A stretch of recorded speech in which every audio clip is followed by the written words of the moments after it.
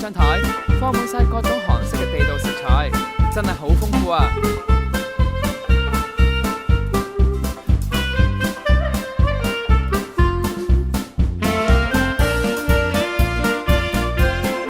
今日嚟到首爾嘅郊區，我哋就玩呢一個 Rail Bike 嘅鐵路單車啦。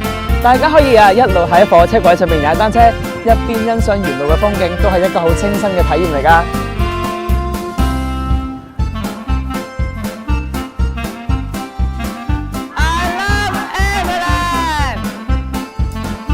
繽紛夢幻樂園係韓國最大嘅主題樂園，入邊有動物公園、植物公園同埋水上樂園，以及超過30種嘅機動遊戲。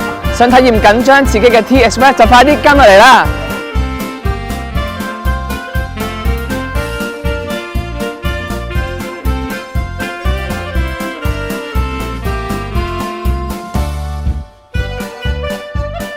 繽紛夢幻樂園主要分2個主題部分。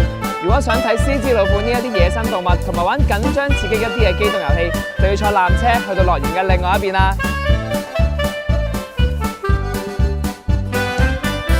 呢一個就係世界經尺度最大嘅過山車 T Express， 唔好諗咁多啦，快啲坐上嚟試下佢嘅速度同埋離心快感啦！坐完 T Express 之後，就係巡遊時間，大家可以同卡通人物一齊跳舞。就好似開緊嘉年華會咁熱鬧啊！今餐非常豐富，我哋會一次過食晒2大嘅韓國傳統菜式——鐵板燒同埋石頭拌飯。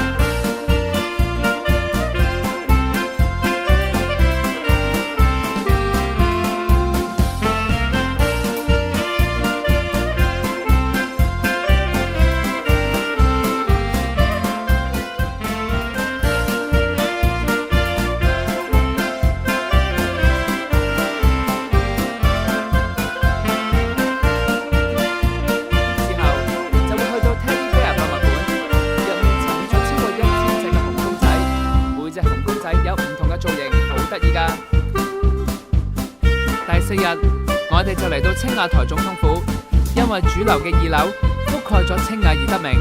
聽講啊，呢度仲係韓國風水最好嘅地方嚟㗎。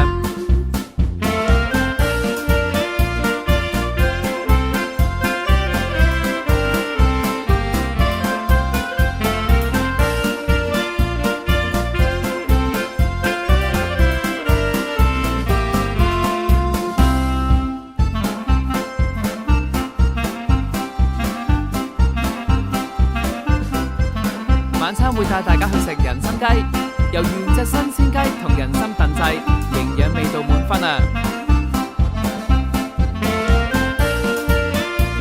！Drawing show 係將藝術結合影像技術，帶俾觀眾一個全新嘅視覺享受。喺短短嘅80分鐘就能夠畫出10幅嘅作品，大家要落足眼力睇啦！我哋會連續2晚入住首爾市中心嘅5星級華美達酒店或者同級酒店，酒店嘅西餐廳仲會提供精美嘅自助餐㗎。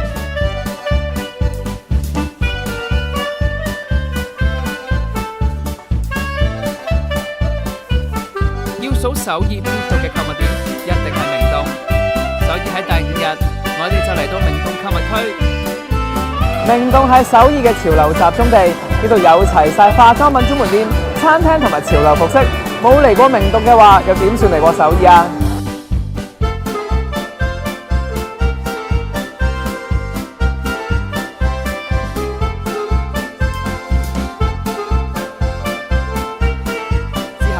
就會搭大約5個鐘頭飛機返到香港。首爾精彩玩樂之旅，盡在美麗華旅遊。